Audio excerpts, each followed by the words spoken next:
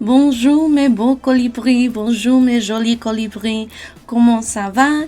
Et bienvenue à another episode of Makeup and Motivation here on Pop Culture with your lovely host Monroe. How's it going, everyone?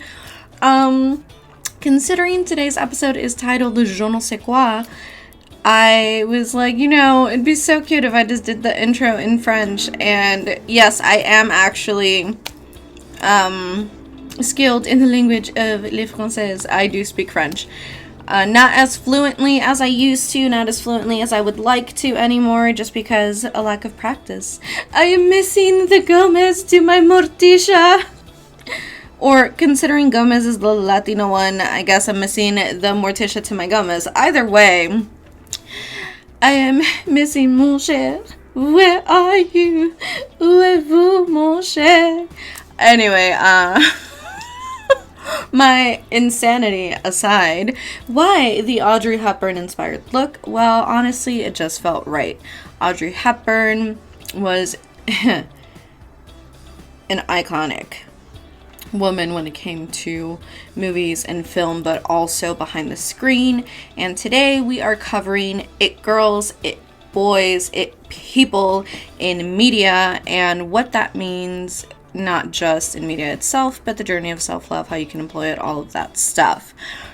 And I was like, what better way to go about this than Audrey Hepburn?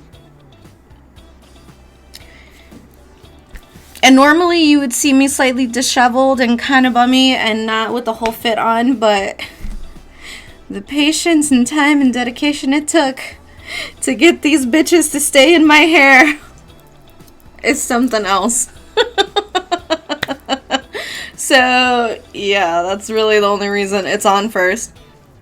But we are going to do the makeup look. We're going to get into all of that, what we're covering in the episode, all that good shit. But before we get into everything that we're fully covering today, I would really appreciate it if we have a moment of silence for Miss Jackie O, DC Young Fly's late mother of his kids and longtime partner. Please join me all in this moment of silence.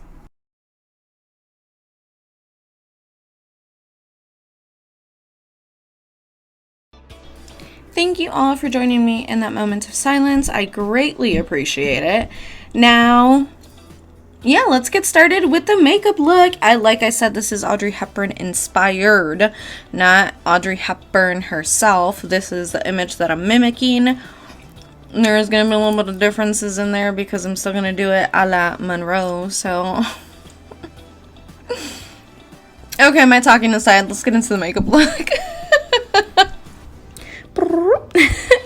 Hi, my lovely hummingbirds. To kick off today's look, we're going in there with the LimeCrime Venus Immortalis palette because you are immortalizing yourself with that je ne sais quoi essence that all icons have. No, but in all seriousness, you're going to take the shade Cameo, and because of the makeup style at the time, you're going to apply that to the entirety of your eyelids. Once that is done, we're going to go in there with the shade Novel. And we're going to make a subtle yet noticeable wing. This is from the Colourpop Ménage Muah palette. Because, yeah, we got this whole French vibe going on for this episode. But you're going to take that and you're going to do that on the upper brow bone area.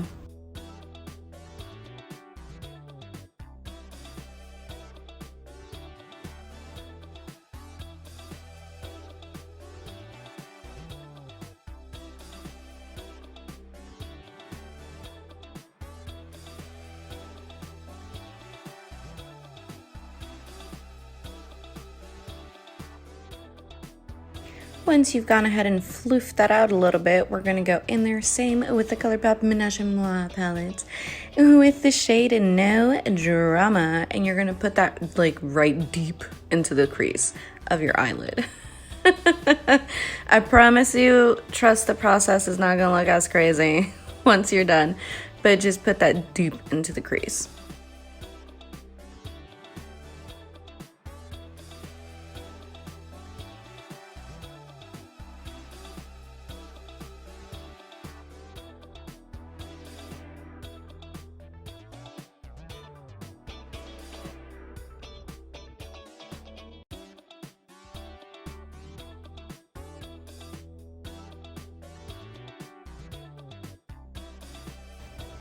And now with the secret to all makeup, blend.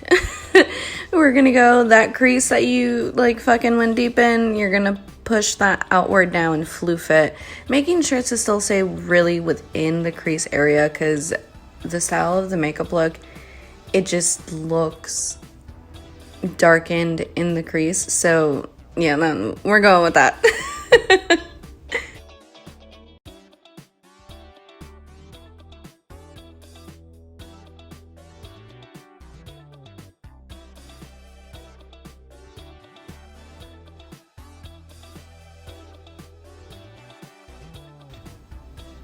Once that's done, for the upper brow bone area, we're going to go in there with the shade Crave. And yes, also from the Colourpop Ménage palette. And just really balance all that harshness out a bit, especially because I did kind of go a little overboard with no drama there. And we're just going to floof that out, make it all blend into one another.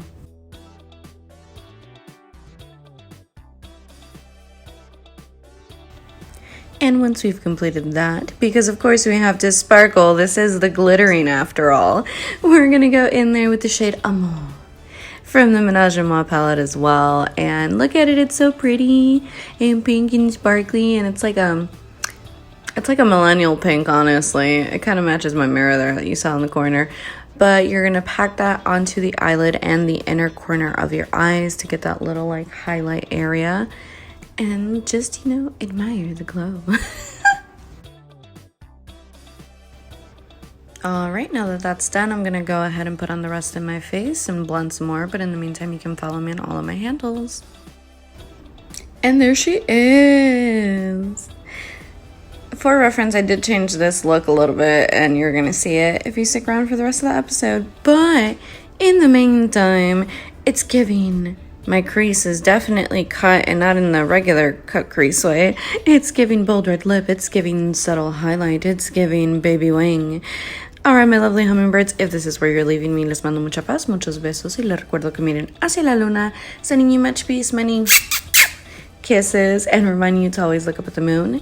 But if this is not where you're leaving me and you are joining me for today's episode, then please stick around for today's topic of conversation, that je ne sais quoi, and how to embody it from every it's boy, it's girl, it's person in history. So, what do we think about the look? I did add like a little bit mascara to the under part of the eye, as well as change the lip color. Essentially what happened, I couldn't find the lip color that I originally used in the video. Don't know where it is. I've lost a few lip colors since then, so... And one that will never return, Milani Cosmetics Diva.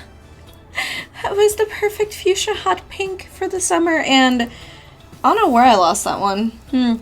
Anyway, I hope you guys enjoy the Audrey Hepburn inspired look. Anyway... As I had mentioned in the latest episode for Rate It, it is officially festival season. And of course, with festival season come a bunch of lineups. But specifically here for Chicago lineups, we have the following. Up first, we got for y'all. Why did I say it like that?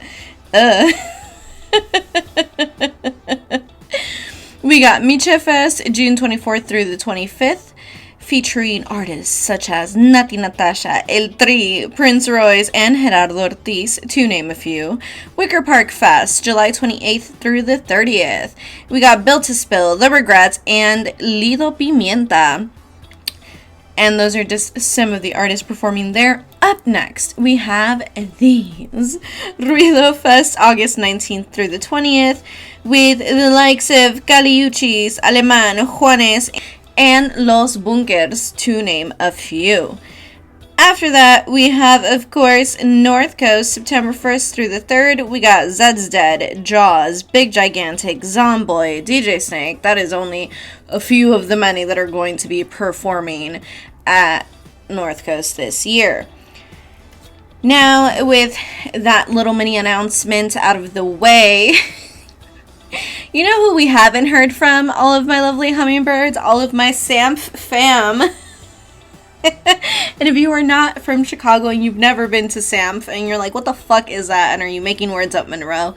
Not today, I promise. Maybe. We'll see how this podcast ends up going along. But it is essentially the acronym for Spring Awakening Music Festival, which has been going for a bit of time now here in the Chicagoland area. Last year, Spring Awakening launched on their Instagram a letter to the SAMF family, basically saying, hey, we're postponing for a year until the summer of 2023. Well, it's been a year, and it is crickets, crickets, crickets. The last things that were said were people in the comment section of said post being like, yo, where's the refunds? You know, a lot of us postponed to follow through this year, and there's nothing that's been said. Other people, or no, I think the page itself responded saying that forms for refunds were being emailed out. If you bought your tickets for Spring Awakening and are on the fence of like what's going to happen since we've heard absolutely nothing, definitely get your refunds, y'all, because that's fucked up. Spring Awakening, though, has not had the easiest go as far as establishing itself as a more consistent and solid music festival as some of the ones that we are already used to, like Riot Fest, Ruido Fest, North Coast even, because they have faced a lot of issues in regards to, like, sound and being in like specific areas, like people are no, we don't want it here, things like that. The tragic passing of an individual a few years back when it was, I believe, one of the last years at Soldier Field, and it has faced its fair share of like, what the fuck. Am I surprised that things are a little uncertain? Not really. I think the last Spring Awakening wasn't even in like Chicago vicinity. It was in a suburb, if I'm not mistaken. So they've been going through the ringer. I know, especially after COVID, a lot of things are not the easiest when it comes to not just music venues and locations, but also putting on a show. Granted, while as a whole we have been open for quite some time, over a year now, troubles still come to a head. In some continuation for some Chicago local news, but not festival related per se, it is concert related though. So during the Eras tour, because T Swift was here over the past weekend, and honestly, my Swifties, I need more videos. Show me what you saw. But my jokes aside, it was, from what I have seen, clips and stuff, looked amazing. One thing that did grab a lot of attention during the show was Taylor had given her hat during the performance of 22 to this little, like, young fan, and she went on to explain what happened because it seemed like a really awkward interaction, and basically she said, you know, for a moment I was like, oh my god, yes, let's bring her up here and make her part of the show. And then she's like, we have no way of getting this kid off the stage, basically. Like, fuck, how can we get her off safely? So there were precautions, things like that, that were not really prepared for something of that nature. Sad. Would it have been cool had, like, the little girl gotten to go on stage? Of course, that would have been awesome. But alas, it didn't happen. Heartbreaking. But, you know, she got the hat. I hope she got to keep it. That'd be super freaking cool. Yes, I am a Swiftie, y'all, in case you didn't know.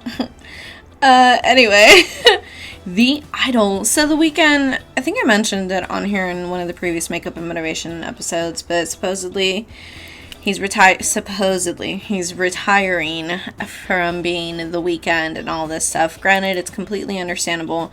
Artists do this all the time where they retire projects, and sometimes it becomes like identities that we've come to know and love, things of that nature, because they no longer see themselves as doing anything more with that character that they have been portraying.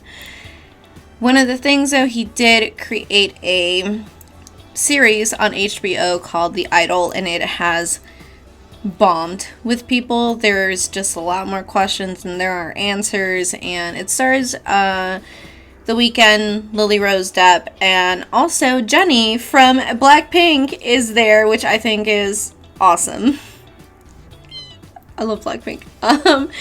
But I personally have not watched it yet. Let me know if you guys have watched it, what you thought of the series. I've seen nothing good really so far. I am gonna binge it probably later on tonight, but yeah, I don't know if the weekend's retiring. If this ain't panning out, I don't know what's gonna happen. I think part of the creators from Euphoria, Sam Levinson, is also involved in the creation of this show. It's very graphic. So just keep that in mind for anyone out there that is under the age of 18 or a parent. And I know you're thinking, Monroe, what does this have to do with today's topic of conversation? Well, the following story is about the latest It Girl. And I don't mean Hailey Bieber that Hollywood's been trying to push as the It Girl, but it's still not fucking happening. It gives Gretchen, stop trying to make fetch happen, it's never gonna happen vibes as far as that aspect. But no, we are talking about the latest Hollywood actress, It Girl, Jenna Ortega. Jenna Ortega, best known for her role in Wednesday, has made a name for herself not just in the Tim Burton series, but also has made her name as a scream queen in her own right. I personally love her work. I think she's doing an amazing job, especially for being 20 years old. She's accomplished so much. Recently, she's faced a little bit of heat because she's in the UK currently filming, if I'm not mistaken, and paparazzis caught her sipping on a glass of wine, smoking a cigarette, and everyone was in a fucking uproar. Including her mom, who posted some very shady, very pointed and directed comments and posts at her own kid via her story. Her mom does harbor her own following of like 150k followers or something on Instagram. And part that does it for me was the Smeagol meme that she put up. It's like, trust me, kid, you know, smoking is fine. I've been smoking for 21 years and I feel fine. And it's the face of Smeagol. Don't know why I said Smeagol, but anyway. So she posted that and then says, you know, it doesn't matter, like, age or distance or whatever. Like, a mom will always be a mom to her kids type of message. Very empowering. People were here for it. They were living for it. They were so happy. Like, yes, mama, go ahead, do your thing. Check your kid. But Jenna has not commented on the incident that I'm aware of. One of the things, though, that a lot of people were saying, they're like, it's not really surprising. Well, it might be disappointing that she is out here smoking cigarettes because she is a role model for young girls and, you know, kids are very impressionable to some degree. Here's the thing. How can I say this? With people in the media, especially with people that are pushed to the forefront of icon, it girl, bombshell, legendary, diva status, whatever title it may be, there has to come a certain level of understanding from us as viewers and from parents at home. While the artistry that people in media can put forward and their work that they put forward can be something that a kid looks up to, what these people do in their personal lives should not necessarily be something that they look up to and admire. Not completely. Audrey Hepburn being a great example of this, Marilyn Monroe being an example of this, so many people in media being an example of this. People did compare Jenna's incident to a lot of other female artists and singers that are very openly smokers, very openly drinkers, and basically said, you know, you guys are really dogging her, but like at the same time, don't turn a blind eye to everybody else that also does it and are still very much so in that inspiring status for younger audience, for a younger audience, right? The reason I say Audrey Hepburn is a wonderful example for this. She was, yes, a very, very incredible activist, advocate, and actress throughout her life. But the reason why Audrey is so lauded apart from that is because she suffered a lot of traumatic experiences in her life, overcame them, incredibly resilient. She has my whole heart. And lo superó. She was able to overcome it. I couldn't think of the word in English. She was able to overcome it and build a name for herself, plus a legacy as far as films and activism and advocacy as well.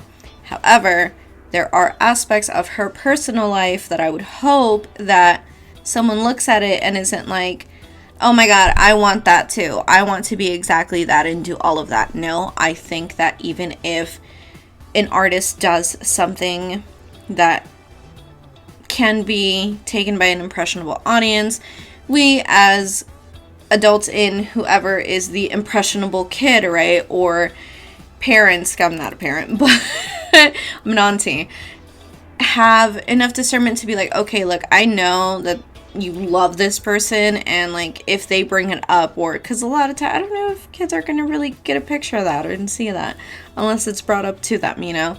But at that point, you know, we should be instilling shit at home of like, hey, don't do that.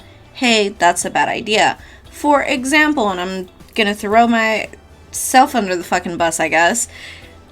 I personally, in my own personal existence, have done a lot of shit that I would hope that no one ever does. Because it wasn't good. It wasn't healthy. Do I feel that that should in some way detract from everything that I learned along the way to then advocate like, hey, don't do it? No. You know, with my series, especially for Cafecito y Conversación, I hope that people of all ages are able to see it and watch and learn and be like, holy shit, I might have endo, I might know someone that has endo, here are steps to take care of it, look, Monroe taught me so much. I don't want them to then be like, ooh, let's dig into Monroe's personal life and be like, oh, this completely invalidates everything. No, it doesn't. We are all human, we are all people, we all do a lot of shit we shouldn't be doing. A lot of times we just don't have paparazzi following us everywhere when we do said things. And if y'all are out here like, I'm a complete saint, y'all are some motherfucking liars. Don't be lying like that. One of the things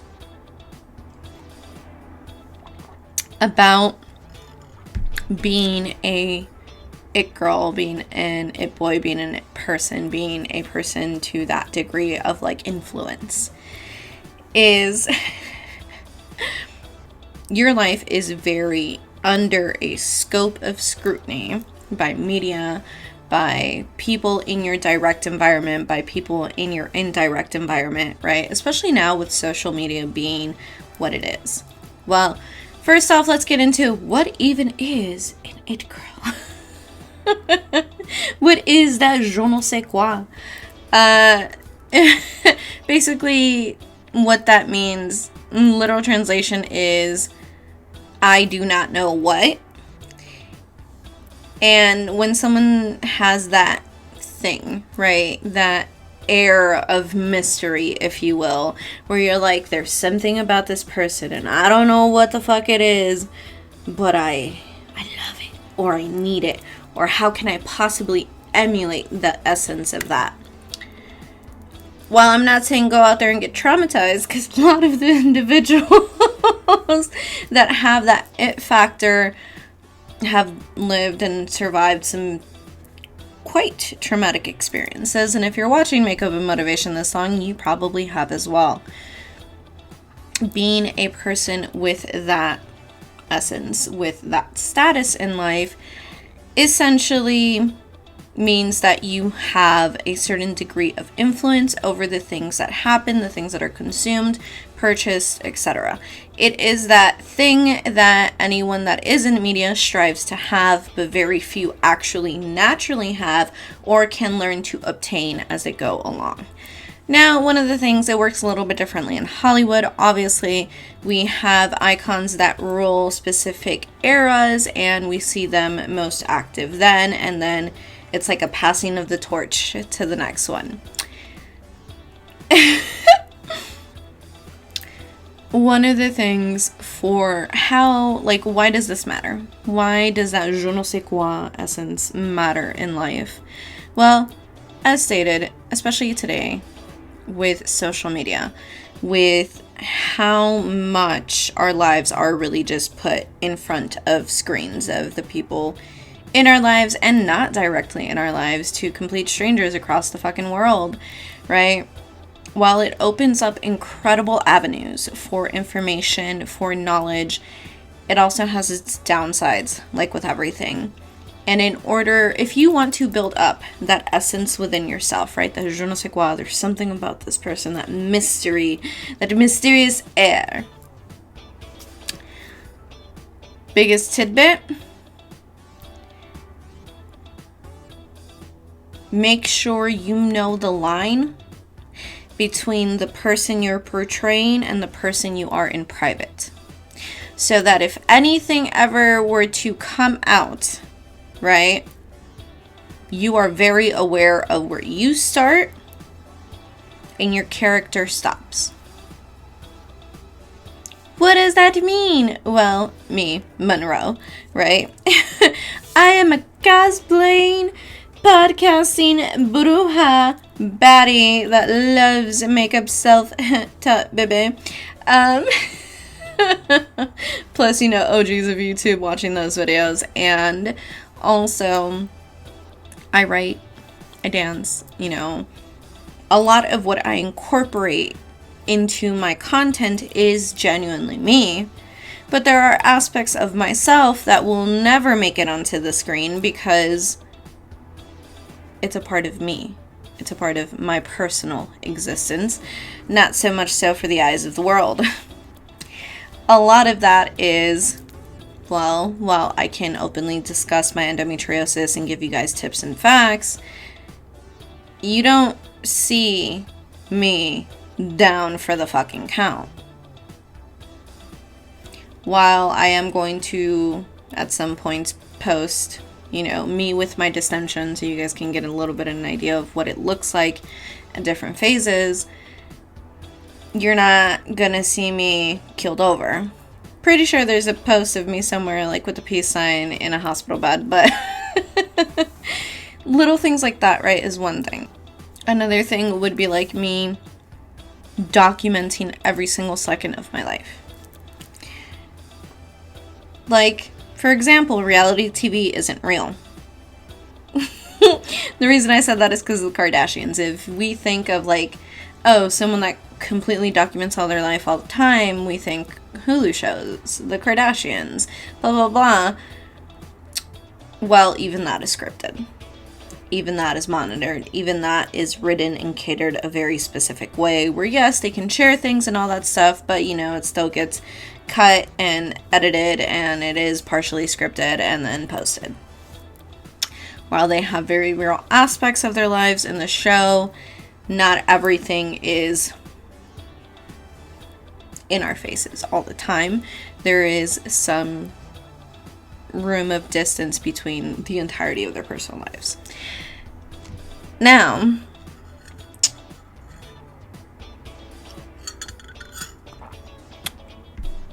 why does this matter in the journey of, ooh, oh yeah, it has like a little cutout. It's so cute. I love this dress. Okay, now that I'm adjusted in my seat again. The reason why having that air of mystery, right, that je ne sais quoi, not only does it draw attention of people, if you are in media, you are at the forefront of media, you have socials, and you're trying to build a platform and all this stuff, right, draws this air of mystery where people are like, damn, I want to know more. I want to get to know more. This intrigues me, right? In life, if you are a creator, if you are a creative person, if you are an influencer,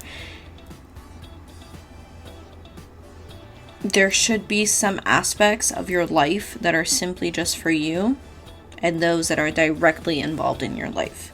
Same if you are not an influencer, if you are not a creative, if you are just a person that loves to watch my content. Thank you. I love you so much, my lovely hummingbirds. Welcome to the glittering if you're new. But, oh, also I have decided that each series is going to be a different part of the Hummingbird Collective, where depending on what we do, you're going to hear a different thing. But obviously still, hi my lovely hummingbirds, but makeup and motivation is part of the glittering, because makeup and glitter. But anyway, I'm losing my train of thought here. Got distracted. That je ne sais quoi, that air of mystery, in order to keep yourself being in charge of your life. So a person that is like an it girl, the reason that I said they have so much influence as far as media goes, they have so much influence of like what is worn, what is torn, what is seen, what is heard, what is watched, because their following is like, oh my god, I value their opinion, I trust their opinion. In our personal lives, my lovely hummingbirds, in the healing journey, in the journey of life, the self-love journey, you have to make sure that you are able to keep that balance.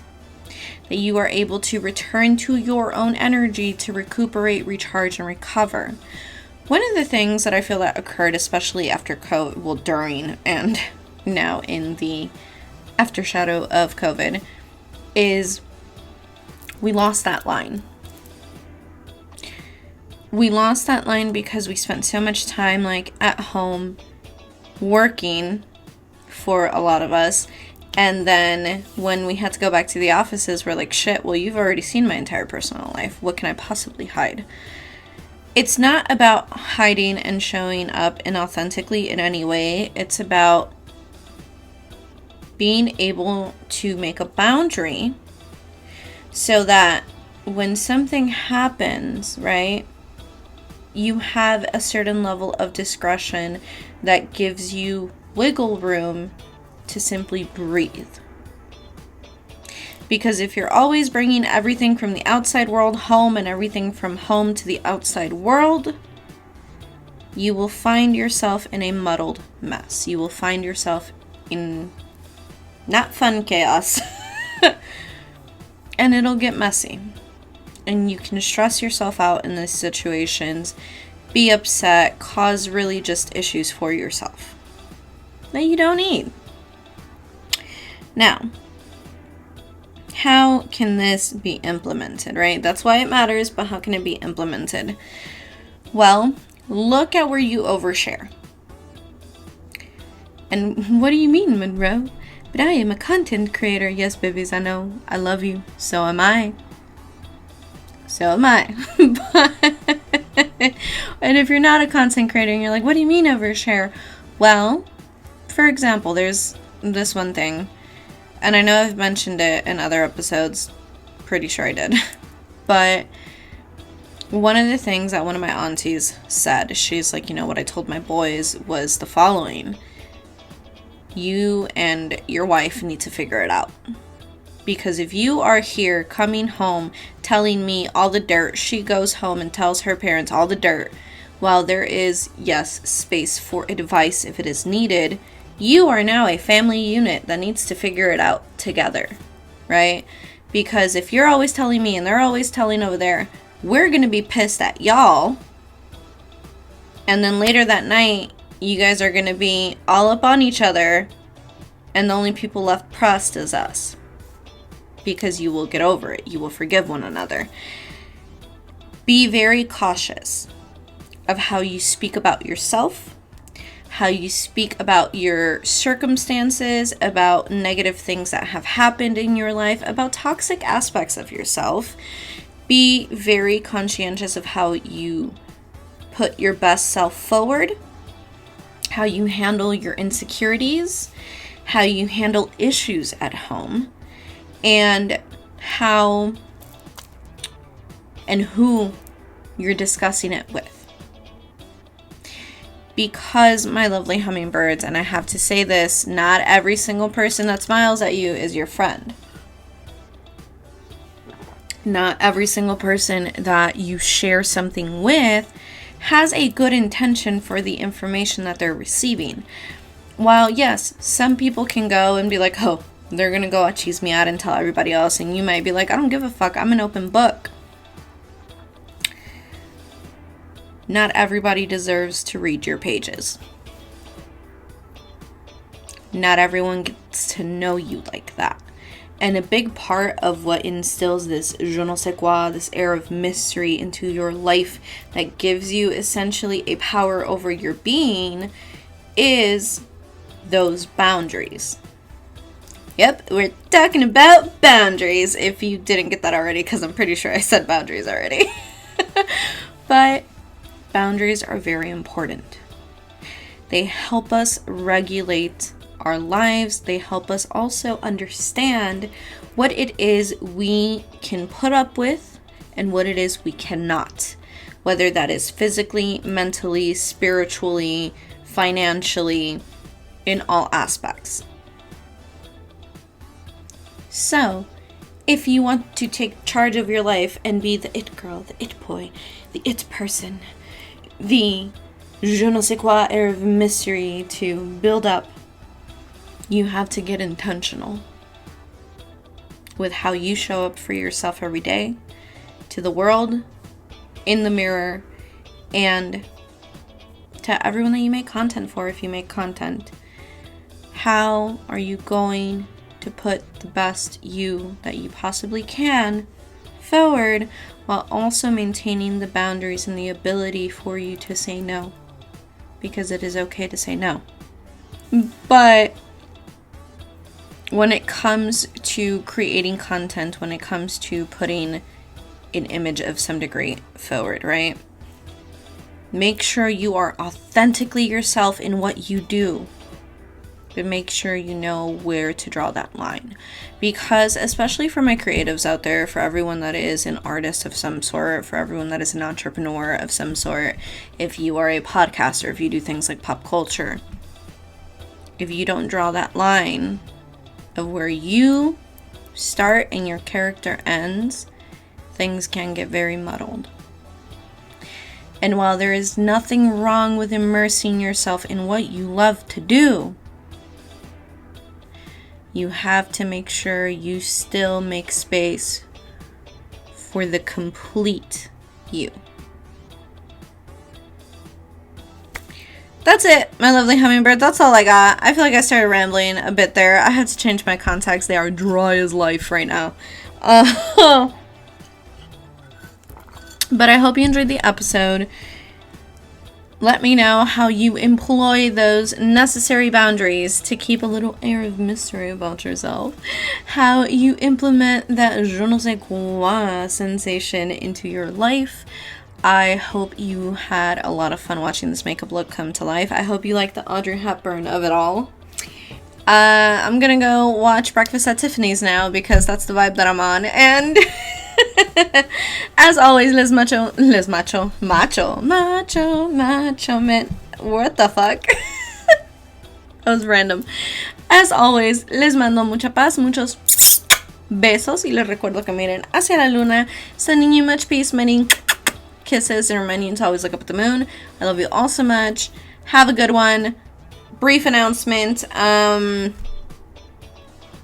Makeup and Motivation is going to be off for 2 to 3 weeks because I'm not going to be able to do it for 2 to 3 weeks. But you're still going to get everything else.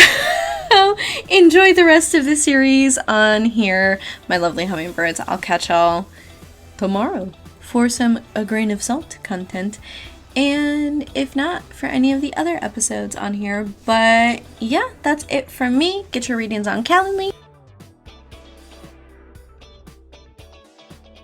I love you so much. Yeah, also, I love this makeup look. This look is so cute. I look amazing, if I say so myself. Okay, that's it, my lovely hummingbirds. I'm gonna stop being fucking weird. I love y'all. Have a good, well, no I'm not, but I'm just gonna turn off the camera. Okay, I love y'all. Have a good one. I'll catch you on the next one. Bye!